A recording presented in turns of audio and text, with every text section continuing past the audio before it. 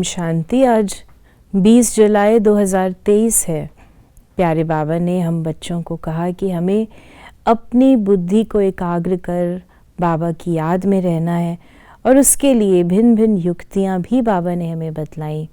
हमें अपने घर में बाबा का कमरा बनाकर बाबा की याद में बैठना है, अपने आप से मीठी मीठी बातें करनी है, स्वदर्शन चक्र को फिराना है।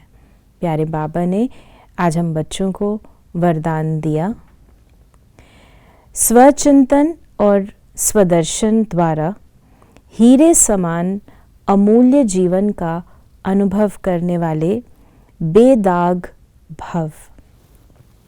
स्वचिंतन और स्वदर्शन, और इसके विपरीत होता है परदर्शन और परचिंतन।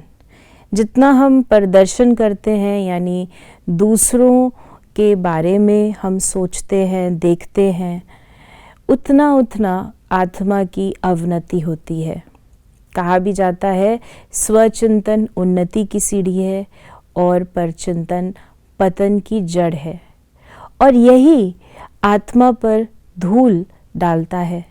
आत्मा एक स्वच्छ हीरे के समान है जिसमें गुण भी हैं, शक्तियाँ भी हैं।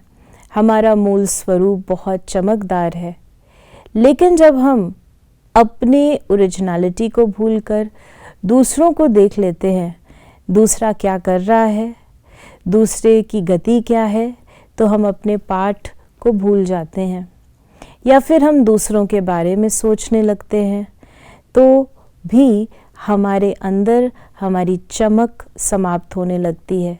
तो बाबा ने हमें ये दो मूल कारण बताए हैं जिससे आत्मा रूपी हीरे में दाग पड़ जाते हैं, अर्थात विकर्मों की लेर लग जाती है।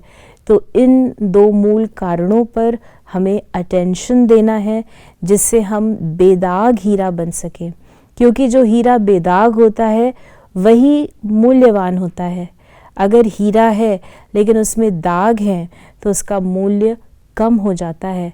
तो अपने मूल्य को बढ़ाना हमारे स्वयं के हाथ में है, अपनी चमक को बढ़ाना हमारे स्वयं का कर्तव्य है, और इसीलिए हम अटेंशन देकर स्वदर्शन और स्वचिंतन में अपने बुद्धि और मन को एंगेज करें, जिससे हम चमकता हुआ बेदाग हीरा बन सकें। ओम शांति।